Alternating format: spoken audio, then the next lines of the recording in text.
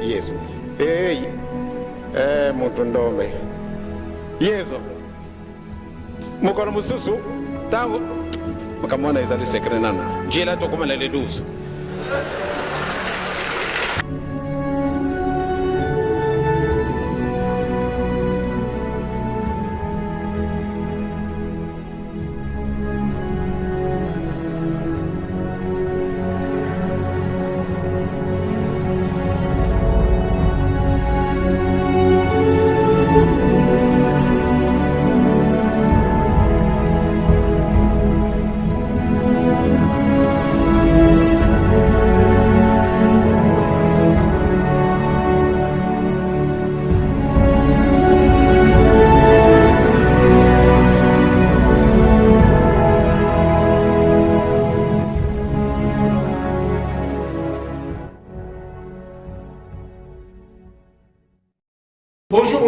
Bonsoir, bande konabiso ba congolais, bande ko bazo na biso, otobozali. Lelo tayo kutana bande konabiso Kimbanguist. On a tout d'abord ba question moko o confusion continue moké confusion zalaka. Continuer confusion se continuer comme ça. Le 25 ils ont des naissance à Jésus-Christ. Donc comment même le grand que ça libre ya na kamo. Le 25 mai, fallait tout célébrer ça le 25 décembre. Ce qu'on a notre trésor en tant que chrétien, en tant que congolais, nous avons expliqué biso en détail. Pourquoi Bango a célébré Noël le 25 mai? Tout la question, tout ça le débat, tout le monde exactement pour l'année. Dans la question, il y a un civil qui oh, mais la moi pemba, pour et vous allez moi chaud les lots. On peut savoir, donc en principe, voilà, bonsoir, bonjour, bonsoir. Maman Congo. Maman Nacha. Maman Cha. Maman Jetta. Maman et papa. Papa. Non, papa, Papa. Waouh. Bon, donc on continue toujours. Bon, on a la question, moi, je vais te dire, depuis que tu as mis ton colis, tu es bien décembre, les célébrer la naissance de Jésus-Christ. Et en plus, le but qu'ils ont date conventionnelle. Parce que tout le monde a une date où Jésus-Christ a voté. C'est-à-dire que les chrétiens qui n'ont pas date. Mais c'est bizarrement, si tu as collaboré, tu as remarqué le mot un peu différent dans l'église dans le Congo et partout le monde. C'était les années 25, c'était la date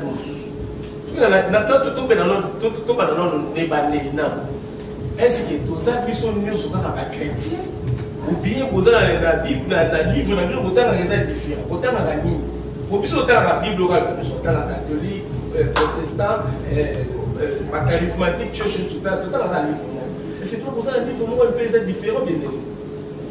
En tout cas, merci beaucoup, papa, c'est ça qu'on a pas.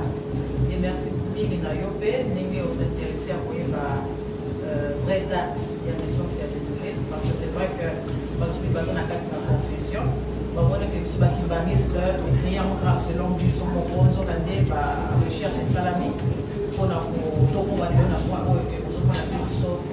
Kimbanguiste, tout ça la marche dans le centre-ville à Londres pour évangéliser la vraie date de Jésus-Christ. Alors, nous tournons autour du busso, est-ce que le busso va Kimbanguiste, tout ça va chrétien ou tout ça va chrétien?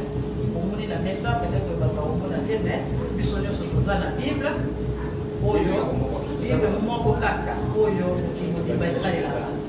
Genèse, l'Apocalypse. Donc, là, on voit les différents, là, où ils sont matérialistes, la qualité. Et puis, ceux qui sont théologie, église Kimbanguiste, église de Jésus-Christ sur la terre. Dans son envoyé spécial, Papa Simon Kimba. Donc, les églises Kimbanguistes, l'église n'est comment l'église? Les alliés religion. Donc, Kimbanguiste, c'est la religion même. Parce que comment Kimbanguiste, les alliés pour la combat pour Simon Kimba. Voilà, les alliés pour la combat pour Simon Kimba, c'est un Kimbanguisme, l'église Kimbanguiste est condamnée. Ok, idéologie à Papa Kimba. C'est une chose de la donc, tout ça, il a tout ça, mais là, on a combattu. On a perdu le sang. Donc, on voit qu'il y a cette trinité. Tout ça va chrétien. C'est plus quand même pour la Bible, nous causons la Bible, c'est plus non, Bible anglais, français, toujours. Donc, c'est-à-dire, tout ça, il y a une autre personne aller, et comme on peut dire, tu vas faire la Bible, déjà, donc, tout ça va tout. Donc, en principe, ce que tu as, ce que tu as, voilà. Parce que la Bible est la Bible.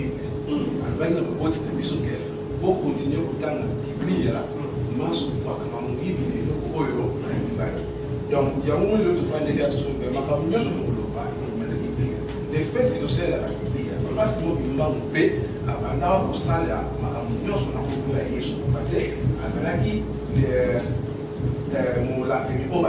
choses.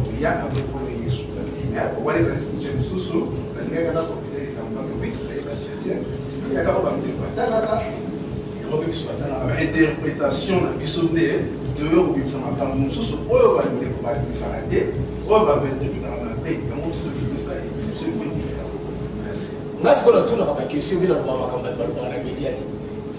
that's the thing about treasure image.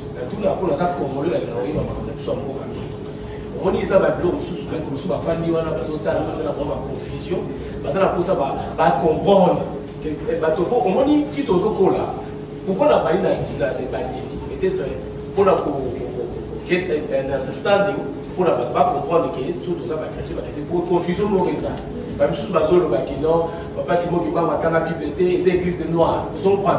Il faut clarifier. Il fallait clarifier donc on a pris le nom dans tout, va comprendre. Il y a encore une chose à vous qui vous comprenez. Les jeunes il fallait quand même clarifier et l'autre mais bah on va retarder la puisque nous sommes pas chrétiens chrétien tout ça et pourtant nous avons comprendre tout ça. C'est-à-dire que tout le monde tout ça, c'est une idéologie, vous comprenez. Donc, voilà, on a dicté pour nous, ça sujet à l'autre. Le sujet à l'autre, les 25. Les 25, papa, tout célébrer les 25 chaque fois, chaque année, depuis ce coup-là. Maintenant, on a pété que côté moi, les 25, mais bon, nous avons une chose qui est par exemple, Kimbanguiste, c'est différent. Ce que le bilan Kimbanguiste a gagné même la télévision, à 4. Mais ça, nous devons comprendre que, bon, ok, ce n'est pas chrétien. Donc, ce qui nous appelle négativement. Mais ce qu'on a un shift, pour routine le 25 décembre. Pour le buissonnier tout simplement. Parce que ça avait. Vous comprenez? Mais donc, directement, tout le monde dans le 25 mai. Rapport, les amis, pourquoi tout le monde se base comme un rapport? Pourquoi le nom le bika qui non, et ça le 25 mai? Pour expliquer. Parce que la recherche dans la salle, là, c'est maman, elle a le papier. You can speak in English. Bilingual. Any language. Before we can get into or go into the 25th December, we need to understand where did this 25th of December come from? Where did it begin from? So the origin of it. Okay? A lot of us see now on YouTube, we're not the first people to say that the 25th of December is not the correct date for the birth of Christ. We are not. A lot of people are publishing things on social media, YouTube, and are speaking out. Other people categorically now have stopped, even people, pastors in churches, residents, have stopped celebrating Christmas. Because for them, they know that research has shown it's not the 25th of December. Why should they continue to celebrate a false date? Until a date is proven to them, they're sitting back. So the origin of the 25th of December, where did it come from? When churches started, we know that the Romans bought us, or they made Christianity as if they are the one who started Christianity. But we know that they didn't. Jesus came to Egypt. The children were Israelites.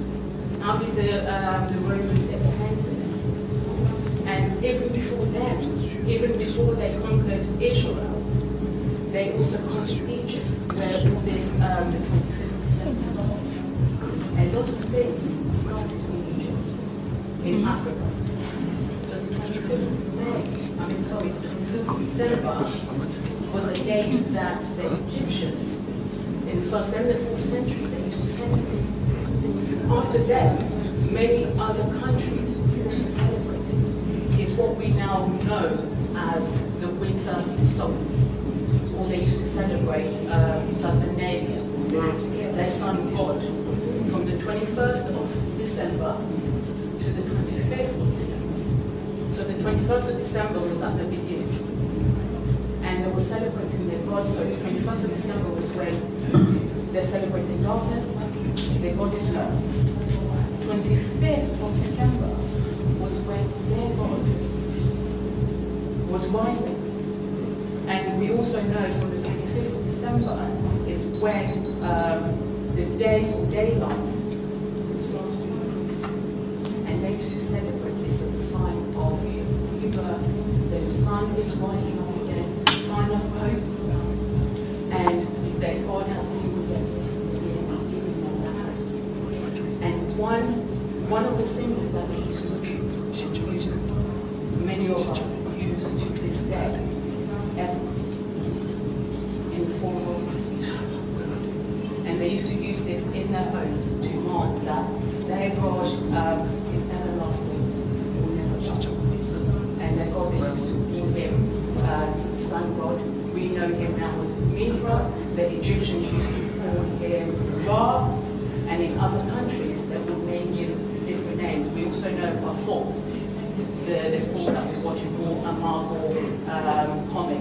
Thor is also one of the gods within the Saturnalia that they used to celebrate between the 21st and the 25th. So the Egyptians started with this. So why should we celebrate the sun god?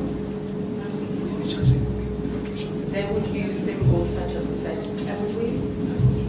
And within this period, the 21st and the 25th, many things would happen.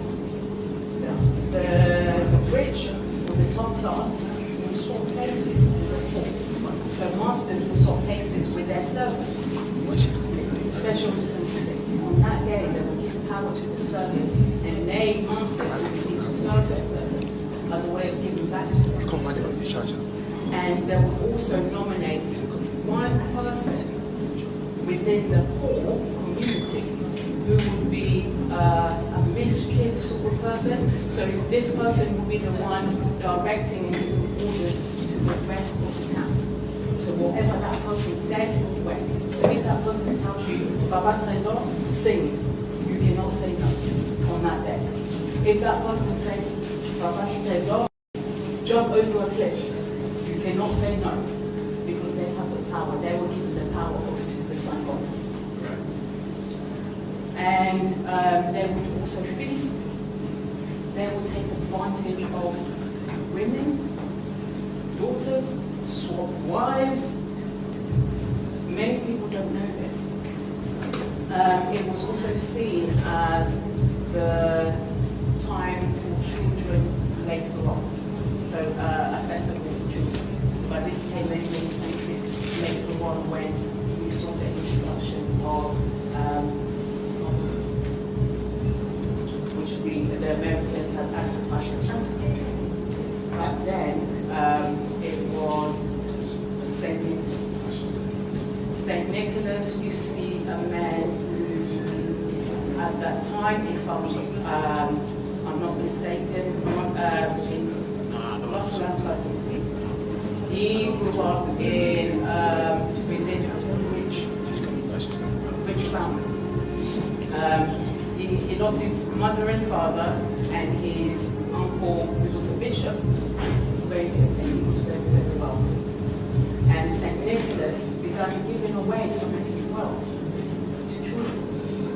And one of the very first gift giving he did was to a father who did not have money to marry off his daughters.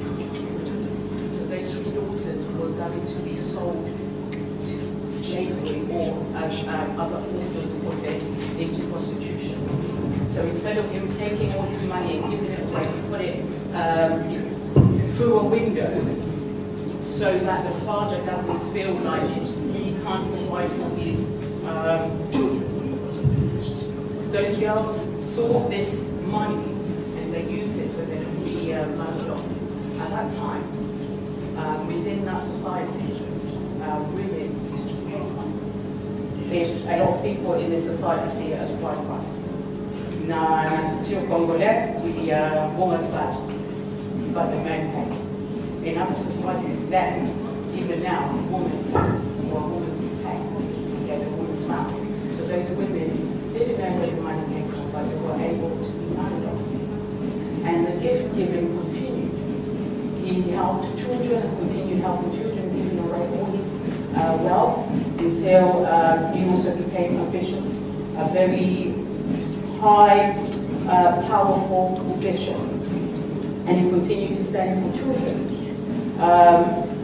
There's also some history where they say he took advantage of, say, boys, etc., but we don't want to go into that. Later on, I think it was in the 16th century, where this story was traveling all over the world of St. Nicholas and what he'd done throughout history. The Americans, especially American poets and authors, started writing about St. Nicholas. Instead of them writing about St. Nicholas, as St. Nicholas and where he's from, they started giving him different names. One author, I think it's Clement something, wrote about St. Nicholas flying in the air. He said he was in the park and he saw something flying. So in his book he said, St. Nicholas, Father Christmas, was flying around giving children gifts. That book became very, very popular. And one of those books is Night of Christmas.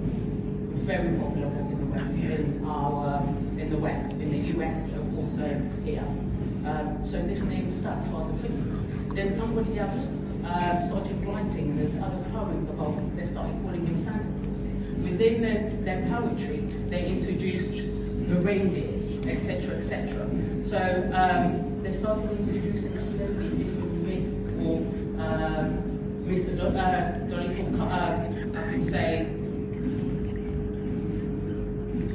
myths, and started making him to be some sort of character that he never was. And this spread and was adopted within the Western culture. As Father Christmas came to give gifts to the children through the chimney, where that was never the case. And Father Christmas, it came to a point where Father Christmas was took over Christ himself. Because people saw and began to see that celebration as a celebration for children and Father Christmas. Now we see, even to this day, we see adverts about Christmas. I would say Coca-Cola is one generation that is very pro Father Christmas. Every Christmas, their Christmas adverts has Father Christmas advertising. So what does Father Christmas got to do with the birth of Christ? Nothing. Why are we following myths and characters and putting them in the forefront of the birth of Christ?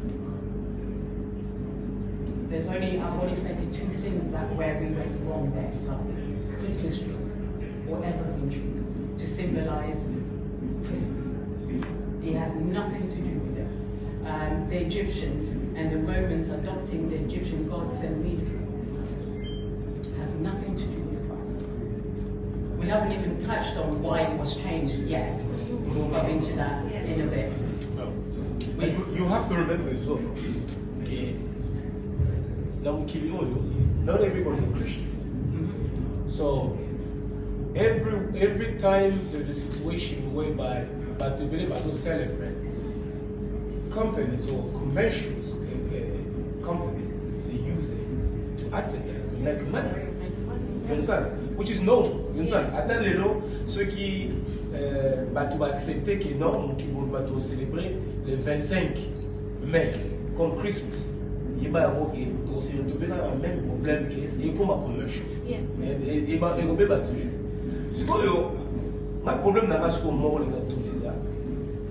That's apart from her. Is there any explanation? Apart from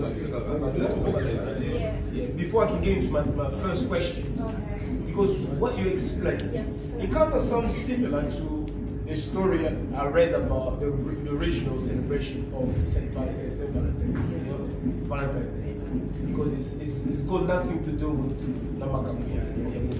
It's a rien à voir. It's a célébration. Donc, il y a ma balle. Il y a le numéro. Il y a le doigt. Il y a ma bille. Ils sont pas. Dans ça, la mission, tout ça, oui. Je crois, histoire d'ailleurs, is there. If you can't find it, just Google it, you see the stories there. I can't come across that. Because l'Europe, ma chrétien Bénin, comme il m'a comme ça, la service à Noël. C'est le 25 décembre. Par contre, on préfère faire un which peut-être on go back what you just said par rapport à Yango. Mais ce que avant que la first question dans live,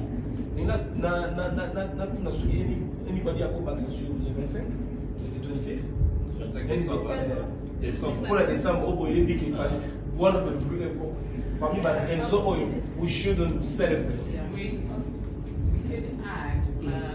Apart from that, I don't know if it's we can start talking about the council of Nicaea, where it actually. Donc briefer du son nom, ok?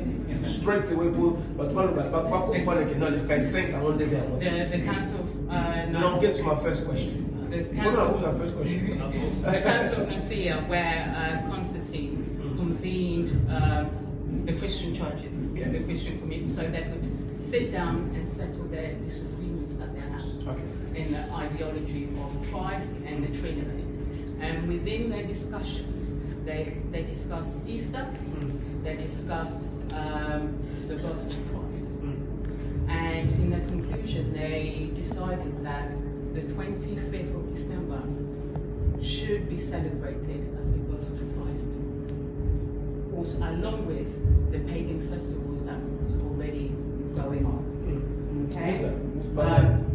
Constantine. Okay? He was the Roman emperor then, and he was also the leader of the church.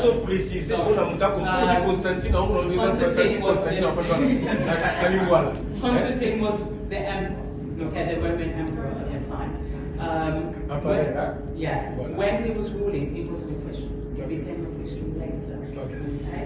And then in 325, when they did the Council of Nicaea, they decided that why shouldn't Christians, at that time Christians had stopped being persecuted for their beliefs.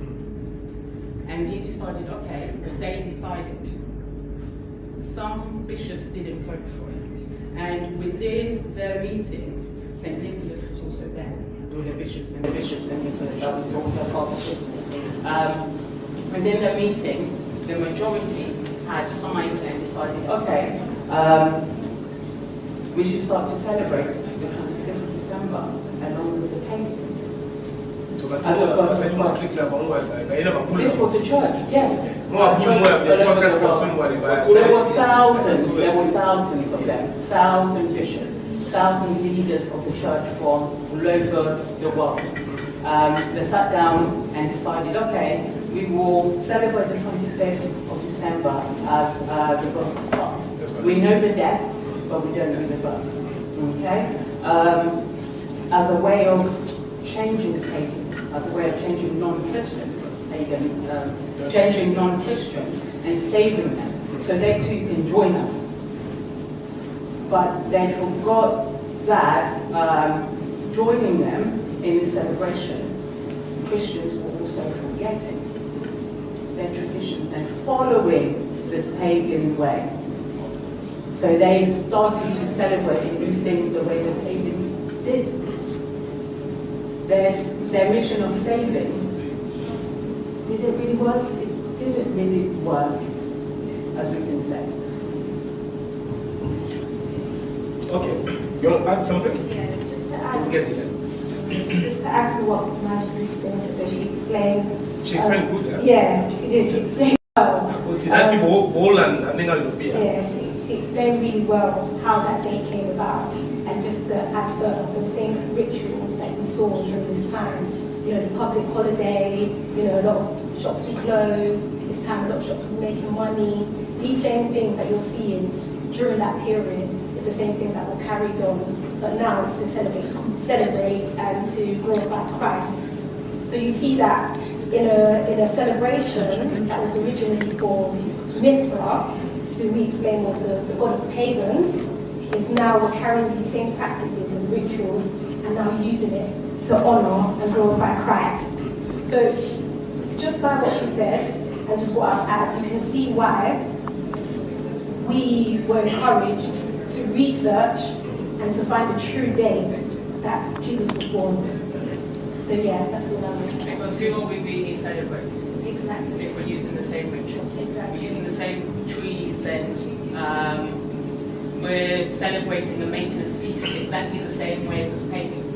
Are we Christians? We might as well be pagans because we're celebrating their God exactly the same way as they are.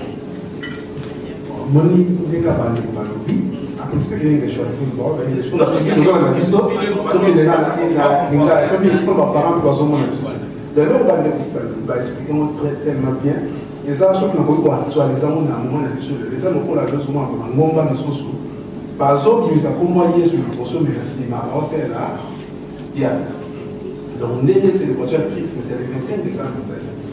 Donc ma cause, c'est pas comme ça, on dit mon Dieu soleil, puis travaille, mais pas pratique, pas ça là, c'est ça la symbole de va utiliser ça satanique, mais quelque chose comme ça, tu sais comment ça met les consomme, mais pour comme ça dans ça là. Donc on a pas ça quoi. On va présenter l'impression est tellement boudée, Pierrot. Mais quand on a ça rapidement par rapport à le 25 décembre, si on pose au monde à l'eau, ceux qui ont la fête à Noël, période à Noël, l'eau qui est dominarmique. Est-ce que vraiment l'image de couler c'est dominarmique ou bien l'image à la fête?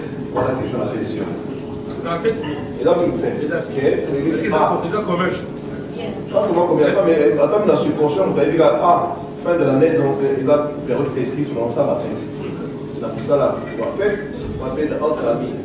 On va l'image, donc, pour quelques personnes pour l'église, tout les autres en 2021.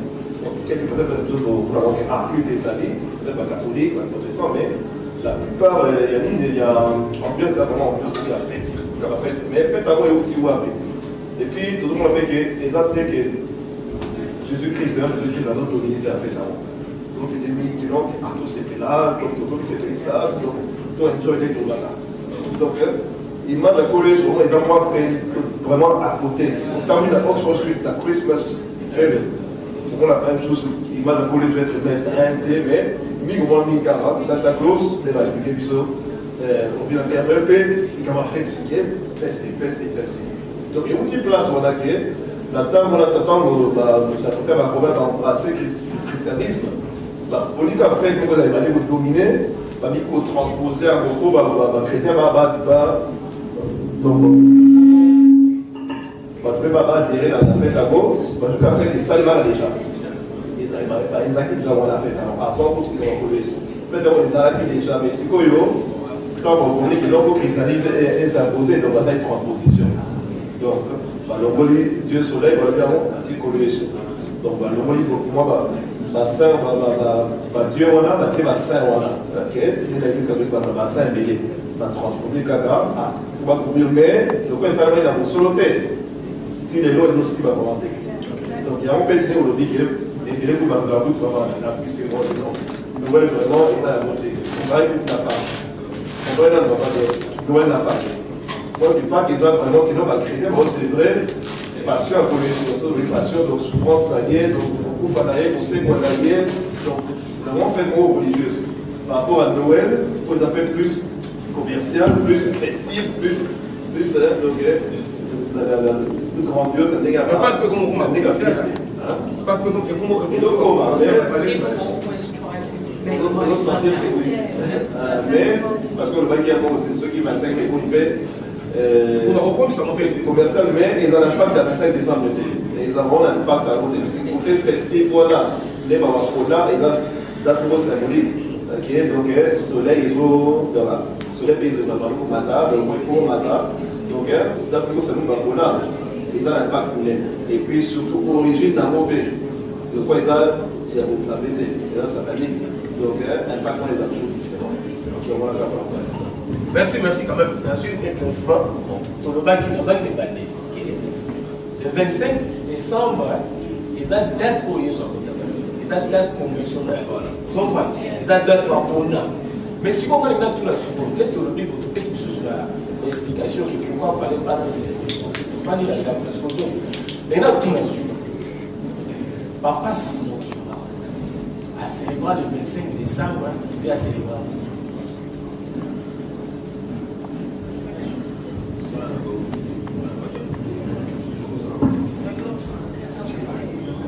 Merci la question de retenue. Papa Simon Kimbangu a célébré le 25 décembre, l'autre a célébré mais en 1921, on a fait ils avaient déjà célébré parce que tu vois, sous colonisation de la Belgique. Ça va aussi célébrer, mais Papa Simon Kimbangu comme milliers d'hôtels. Ils allaient bon. Tout pas à la communion, je pense que Simon Kimbangu, même quand on va Jésus-Christ, n'a pas témoin pour ça là-bas. Alors, on a une scène de ça, pour célébrer il y a même tous les chrétiens voilà. Même Bible mais il faut pas comme si je papa si nous vivons à ça là la Bible pour y avoir dans ça il y a des assignes les assignes je auto pour la livre et vous et qui t'a laissé les amis Bible quand toujours dans la côte et la Bible encore autant avec la véritable version la véritable version à Bible les amis. Pourquoi tout le temps dans la Bible? Je fais un camp. Ils ont un camp. Misez beaucoup de ça. Ok. Deux ans misé au total avec la femme. Et pourquoi? On a les 600. Dans les 6 mai, avril, pardon, c'est passé.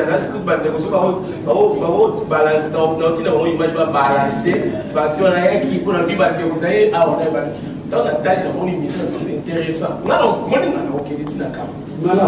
un jour, on est dans la mission. Voilà, moi, j'ai une mission, je vais développer les choses. Mais, moi, je vais y aller. Moi, tout ça, on fait 5 mai.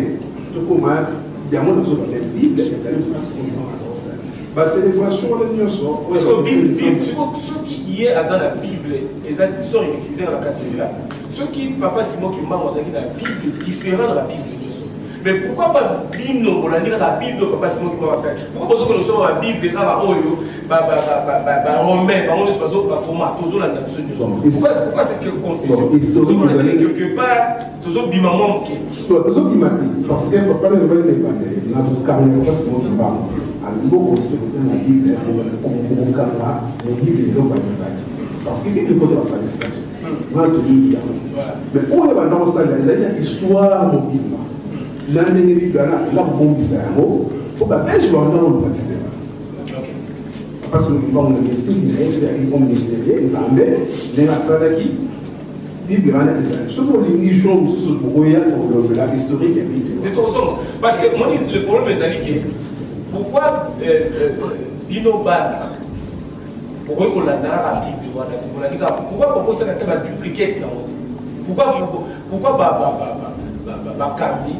permettre Bino autant la Bible ou les la derrière vous avez été quelque part pour ça sur derrière ceux qui vivent en Ouest ceux qui nous ont accès à la Bible en haut, mais on dit chaque chose dans la Torah. Pour deux questions, est-ce que Noël va nous fêter parce qu'on va nous fêter Noël? Nous sommes communauté chrétienne. Donc, comme les chrétiens, nous tous va nous fêter, nous allons avoir ma liste, communauté chrétienne, nous tous va nous fêter Noël. Noël, nous fêter avant. Donc, le 24 décembre, culte des Salis, le 25 décembre, si 1999. Donc 1999. Voilà, temps au gouvernement, parce que l'Église a besoin d'un peu l'église à la révélation. Donc là, la révélation est liée à. Et là, dans le sous-souté, puisque la chaise spirituelle, la terre des amis, la source d'inspiration de la mission, la Bible. Vous avez mal au bas, il y a, on pas la mission, donc chaise spirituelle. Et puis, ils avaient baptisé la mission. La mission, c'est la mission qu'on a dit. Amen, voilà. Donc, il y a dans le Cameroun, c'est une chaise spirituelle, mon bas, à l'Oba. Donc, voilà, la mère va pas d'aider. Non, vous allez vous voyez ma fête à Noël. Donc, moi, j'ai écrit le 25 décembre 1990. Donc, à travers la mission, Abidon, vous allez. Moi, je vais faire un miracle. Je vais dire que vous excusez, vous avez un témoignage. Il y avait un temps en Israël, quand Israël papa Diangenda à Kindagakuna, on va dire la produit il y a drought. Pour les ballons qui datent, papa Diangenda à Kinda, Moula et Kita. Pour les Kita, les salades qui est Moka, c'est différent. En plus, on a invité directement à partir à la miracle, monsieur. D'abord, monsieur, quand on a une vous savez que non, c'est l'église qui m'agace, mais il faut faire la facture, il y a un avocat ou un salaire pour l'indépendance de monsieur. Voilà, oui, nous avons comme chose, le but va comprendre dans la recherche de tout ça. Alors, l'église, par exemple, là, on a si on a une indépendance, c'est ça à cause de l'église. Voilà, papa, c'est mon climat, on va avoir la frontière. Papa, l'église, voilà, donc, ce qui est en fille. Fille, avocat, vous avez des motos, vous avez des indépendances, facture, facture, il fallait monter en France. Bon, vous allez quitter, vous allez la table de ronde. Pourquoi ça ne fait pas gouvernement? Facture. Donc, on est entre parenthèses. Donc, facture, il y a pour l'indépendance de Bisso, tous les avocats. Donc, oui, donc, on va chaque chose dans les ans à la Bible, on a fait. On est. Et ça, ceux qui ont accès là-haut, mais vous n'avez pas ça, il va quand même. Et puis, ce péto, par exemple, c'est dans le cas de le haut de temps, tous dans la révélation, donc, quand on dit des eaux, donc, il y a pas de cas de donc, il y a tout le bazar. Le 25, on a la 99 changement. Au moins, il fallait qu'on change. À partir de 99. Déjà, dans 1990, il y a un peu de l'unité, il y a Noël comme chose pour fêter date à Noël, tout le monde vraiment. Ali, papa, nous, c'est pas. C'est pour ça qu'on fait des chrétiens, tout le monde fait des. Normalement, en plus de 24 décembre, en plus de date pour Cameroun. Donc, les reconnaissance officielle à l'église, 24 décembre. 25 décembre, notamment pour les chrétiens, conventionnellement, donc on fait comme normalement, mais déjà, celui de la liste, il y a monté, fait ça, il y a monté. Si, donc comme il est en 96, il y a une recherche spirituelle, attends, on va pas dire là, le 25 dans le bilan, les lots Noël. Et intrigué, on va tenir surtout. Intrigué. Donc, pour qui va dire, on va trouver intrigué. À partir de la tête, il a fait ma recherche, mais on s'allait ma recherche. On s'allait bâtir. Allez, donc, on est 25 mai, il y a un Noël à partir de la recherche de Salim. Donc, la révélation est faite, mais la révélation fait recherche de Salim pour soutenir la révélation. Alors, elle s'entend.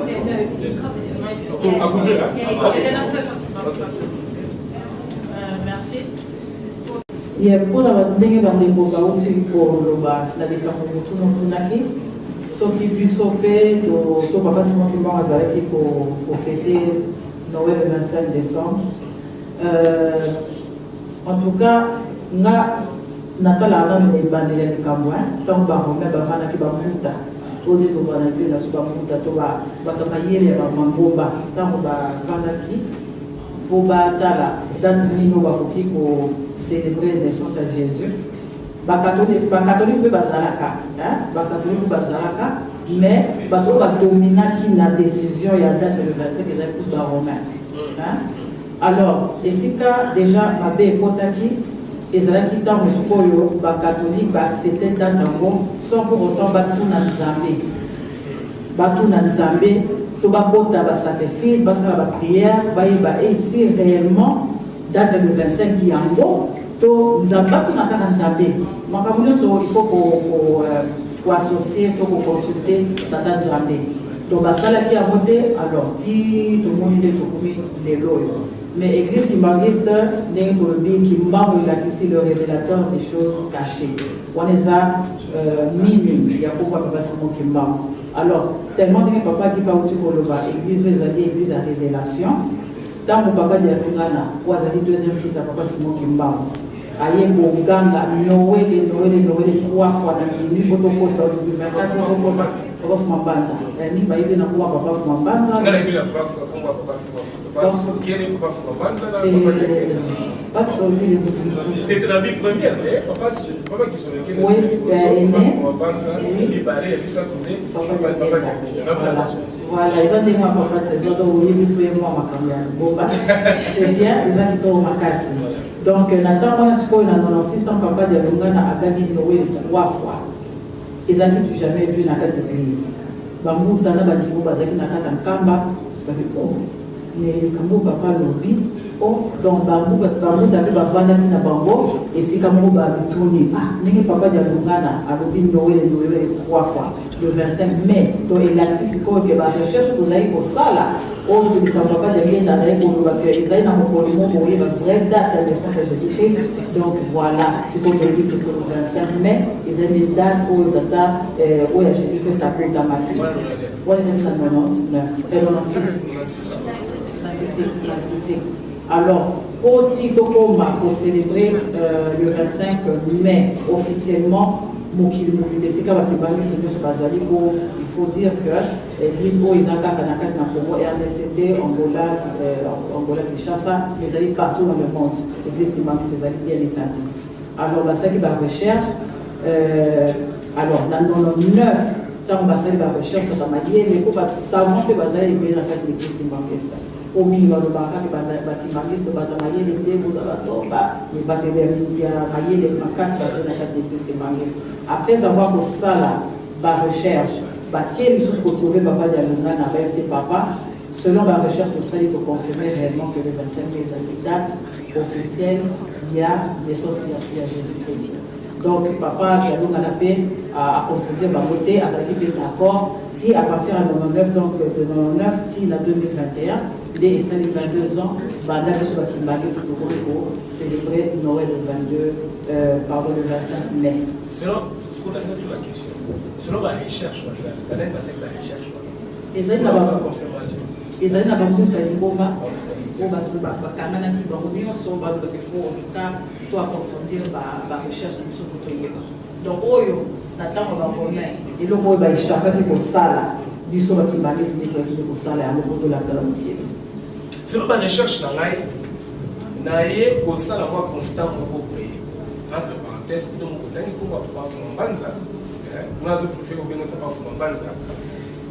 on dirait que le 25 mai.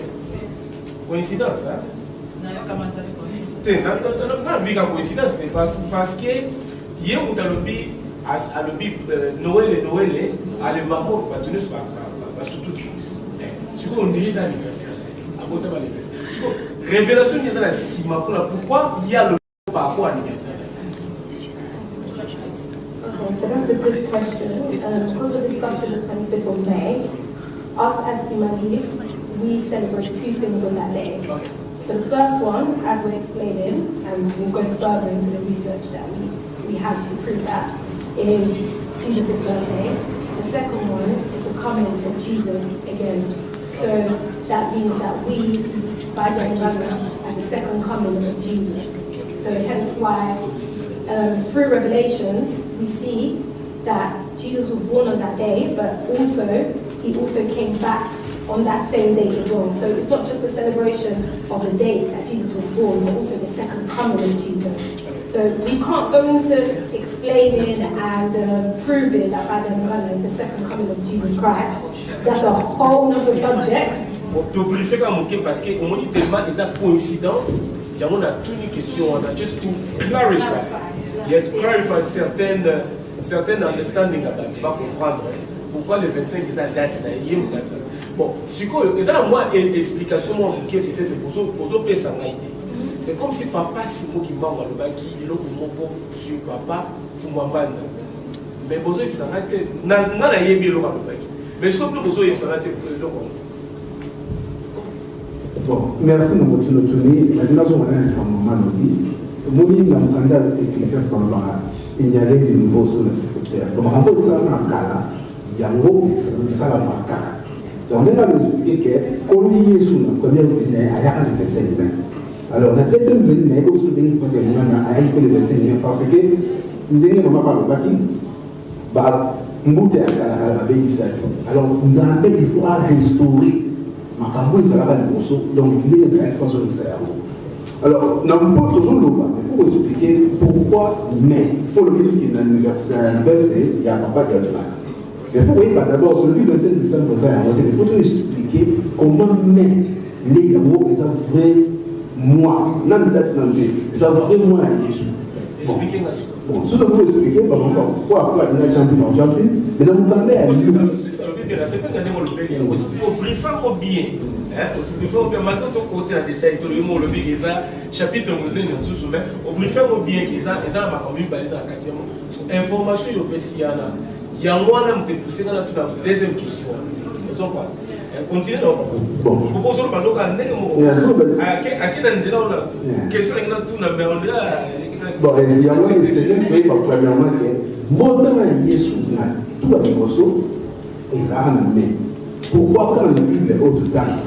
Donc on est à Luc 1, Luc chapitre 1, verset 26, donc dans Luc nous explique ce que non. Quand ange a qui dans 6e mois pour ta maman Marie.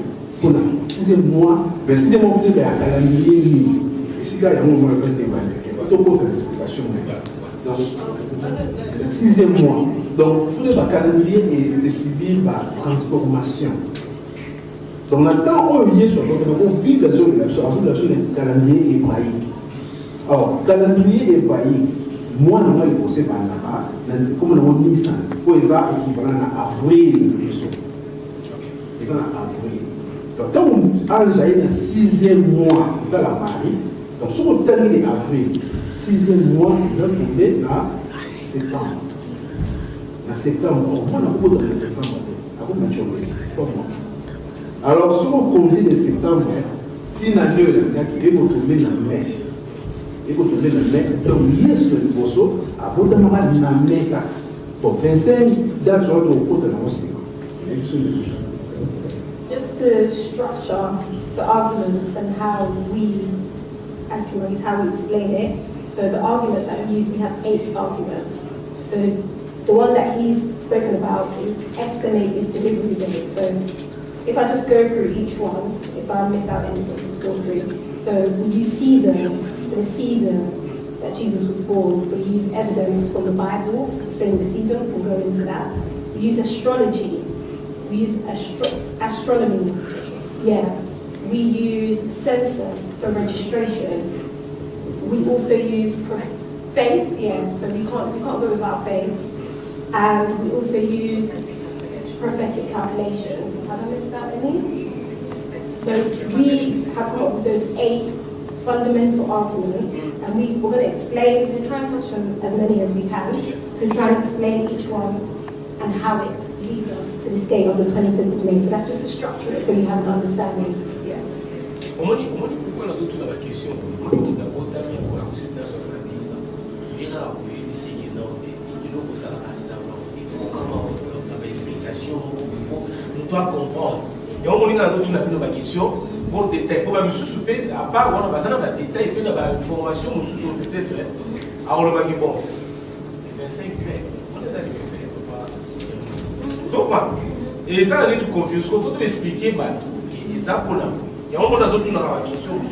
No, you're absolutely correct. Anyone who's a non-Christian and does not believe, does not have faith, you have to show them a demonstration. Yes. You're completely correct. You can't just say, oh, you have to stop celebrating. What you celebrate is not correct. They'll say, prove it. Yeah, you need to prove it. One way or one thing we can say is that, okay, so if we say Jesus was born in December and the shepherds were out tending to their flocks, and they say, as it's written in Luke, tending to their flocks in the mid-cold of December. Really, those flocks were not cold. Those shepherds were not freezing cold. And a child, as we hear the story, a child born in a manger, okay, because there's nowhere for the child to sleep. Born in a little wooden hut, what we call a manger, and the child was not cold in December. Logically, so people need to start using their own logic and reasoning when it comes to some of the, I would say some of the arguments. And that's just one of the arguments within what we say the argument of convictions. La zone était dans la date, il y a 25 décembre, les date, Oyo, il y a solo des date conventionnelle.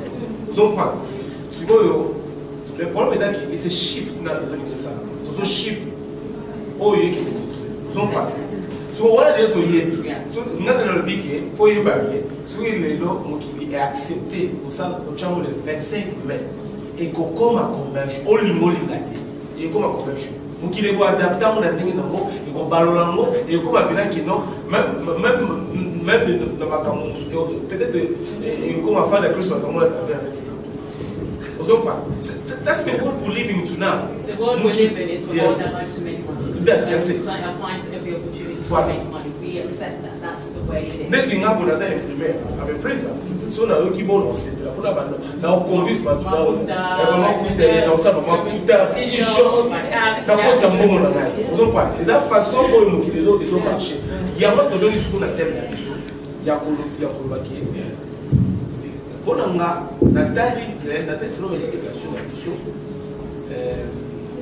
Papa, il faut pas faire les 25 mais pourquoi pas? Bon, papa, il y a une c'est vrai qu'à Banek, on a un temps de stopper, on célébrer Christmas, on célébrer Noël, la date à sol, la date à sol. Si on est dans comme si on est dans comme la bonne, pour la limiter qui et ça m'a rappelé pourquoi papa et vous avez papa c'est moi qui m'a monté. Et il y a après c'est ça qui va il faut te changer les et puis mon qui m'a fait ils ont pas besoin que il n'a pas tout nous va accepter ma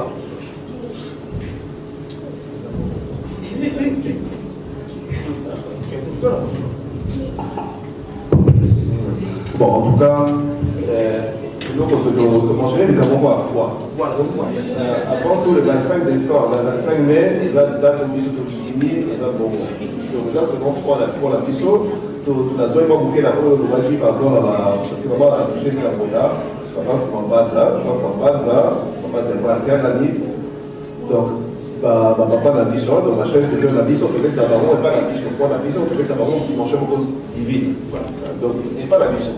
Donc, mais, ma preuve, vous avez ça, ils avaient un recours rationnel, donc selon les Bible, selon les quartiers, donc il y avait un monde qui fait ça.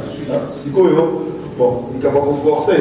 Ils avaient pour l'accepter preuve. Pour l'accepter preuve que les Camerounais, ils avaient des bons mots. Tu es conforcé ton offense, personne. Parce que, excusez-moi, papa, tu es offensé. La zone a été offensée, c'est qui nous t'a dit, il faut voyer les saillies. Bon, là, sur le Bible, sur nous, ce qui est toi, Ricky, ils ont les 25 ans. Ton imi, tout ça d'accord. Mais ce n'est pas de faire un d'accord. Nous sommes pas. Donc, du matin, sur les 25 ans, nous sommes dans la finale. Nous sommes pas. déjà tolingi so ba Christmas déjà cette année on va qui bon rapport moi ça raté la Christmas là dans Jésus-Christ et ça le rapport parce que for the Christmas ba cha ko le goût dès que oh ba cha su ndeni na ebita to loko la kala na ba kini kuno mo le susu ya na mandala la toujours to ke kuna toujours sakana tout les mais dans la côté là on a opéré non sous ça nous ont pas confusion pour écouter même nanga na mututi na ozong ça te ça rappelle Père Noël mais Père Noël ça a été soutenu dans 89 ba 81 89 Père Noël ça qui même petit dans 96 Père Noël ça était le tour la Père Noël le tour la Santa Claus en principe donc toujours de l'idée de tout ça de l'idée ça d'accord non donc dans les dates on peut exact nous suis quoi comme si on a date quoi pour l'église proposer le son parce que on dit que non l'église est juste quoi donc la date dans mon kilo banda l'histoire de banda ils ont là Kimbanguist pourquoi ba bibaté pourquoi ba protestanté pourquoi ba nani et en plus ils ont coïncidé sur la date anniversaire il y a personne c'est toujours célébré date il y a personne spirituel mais ce qu'on a dans le Galaïba avant la yeb c'est bien les gamons les autres ça na thème dans le Galaïba et le ko oyo nini papa Simon qui mort à le sur papa Fumbamanzi il y a je vois papa je dois ils sont donc papa Simon qui va on la pas d'ailleurs en tout cas pour hier on va y ça donc nous c'est hier après en population OK c'est vrai qu'il y a un petit peu de ça donc on va dire quel est pas dire voilà on va dire donc article pour ça va pas pas de quelle année pour les chefs spirituels et puis charge d'église je crois qu'on va bien lui charge il y a Kamba OK donc on va pas il y a ville ça on va sur quel day ça la famille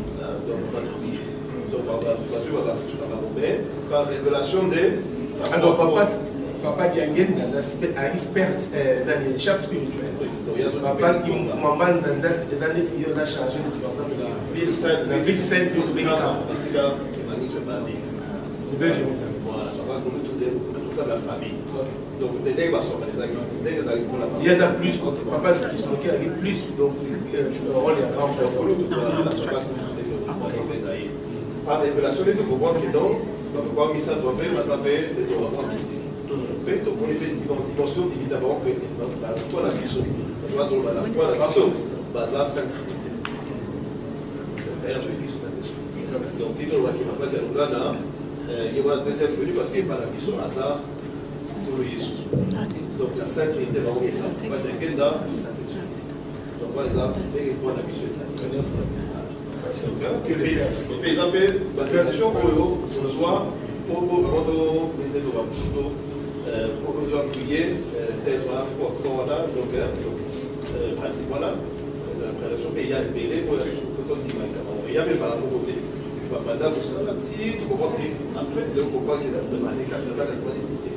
On va pas cette idée là, il y a voilà. Donc si et donc on va dire bon, c'est vrai que si moi coïncidence c'est là qu'il y a le 25 mai anniversaire. Justement le 25 mai, d'ailleurs, pour souhaiter un bon anniversaire. Et il vient d'apprécier Noël. Il est intrigué bateau, et tout le bien monté, on va chercher ça limite. Donc, on est le 25 mai, on va à Colombie. Sorry, can I just add? So you asked us. So you asked us why are we the only Christian church that celebrates on this day? I don't think that's a question that you should ask us because we, in a sense of, we discovered that it's not a true day, like you said, everyone did, most Christian churches. But we have now taken the time to research and through the revelation of God as well, we've understood that this is the day. So that question, I feel like it needs to be asked to other churches. So why are you continuing to follow the day that we all know is a conventional day, but you're continuing to put that as Jesus' birthday, or you're not searching for it? But the reason why we decided this day is because just like everyone else, we've seen that this day is not the real day. We cannot continue to have this lie. Jesus was born, he was living, he existed, he had a death date, therefore he was born. So we need to discover the truth. So I feel like that question of why are we the only church that are celebrating on the 25th of May, we need to ask other churches, why have you not searched for the real date of Jesus Christ's birthday? Because all we can say is that we discovered, like everyone else, but we took it into our hands and we researched and we found, and we can show you through our research how we got here. And yeah, so, and then I was also going to add, just as Banky mentioned, to understand Kimbanguist, you need to understand that everything happens according to a time. So revelation happens according to a time. So there was a time where Kimbanguist we wasn't calling him God, he was called a prophet. But through revelation, we discovered, just the same way Jesus never came down and said, I'm God. He said, me and God are one. So God hides. It's the same as like everything that comes with God. It's like it's hidden, and we have to discover, and then it will be revealed to us. The same way he explained that we never knew from the beginning that these were the Holy Trinity. It's something that became revealed to us, that we discovered. So with Kimbanguist, you'll find that a lot, that everything's not just given by Kimbanguist. When he came, he gave everything, the Bible, he explained everything, but things are revealed in the time. So yeah, that's just to clarify. Yeah, bon, on il faut vérité de l'objet de la vie. Or, pour qu'il ait évalué c'est le perfect, il y a mensonge, nous autres l'objet. Toujours vivre le mensonge, or, comment on passe nous qui m'ont allé, moto avec sa maman, mon lit n'a pas allé. Mais on peut expliquer pas dans la lunette avant de passer nous qui m'ont. Donc, pas passer nous qui m'ont, malgré tout, ça va être une chose physiquement. Mais à travers le pan, à se continuer. Donc, bananae, on va venir à 4 fois si on va se révéler sur qu'il y a tant de vérité encore. Vérité pour dire sur le quand même Bible bien, vous connaîtrez la vérité vous affranchir là. Mais sur le pourquoi vous considérez vous vivre dans le côté, voilà tout c'est vrai, le voyage mais ok, vérité ça est voilà. Ce que nous on a ça 70 ans à message mais besoin d'accès vérité à moi, il y a comme moins difficile. Allez, pour impact c'est mais la caramel ça va pas une chose à dire de l'eau moins de Kinshasa parce que nous sommes maintenant qui parlent la voiture est tournée ah non elle va Kimbanguist toujours pour ça là malais ici là donc there is a saying a British change a way of thinking and move away from everybody else in order to do better. It is the date that Jesus was born, and she listed astrology, just to go back, and in the Bible it tells us that when a prophecy was shown, and it tells us a child will be born. In astrology, we know astrology uses horoscopes. Okay? And we know horoscopes, a lot of us would read, although in Christianity, in a lot of Christian churches, they forbid astrology or reading horoscopes. But we cannot ignore it because many people, or calendars, are also based within astrology, okay, or astronomy as well. It tells us that a child will be born from a virgin, or from a person who's a Virgo. And we know a person who's a Virgo is born between August, the end of August, right at the end of 23rd, and September. Okay? And this we took as to say signs of conception. Okay? If Mary was with child or conception within those months, as we really also said before, end of August to September, then she carried months. And we said that a child, Jesus was not premature. Okay? Carried 9 months, as we also know, 40 weeks. In healthcare or in a medical setting, we said we will take 40 weeks plus or minus 2 weeks either side. Okay? This will bring us into the month of May in 40. And that's another way of showing that Jesus was not born on the 25th of December, but in fact, May.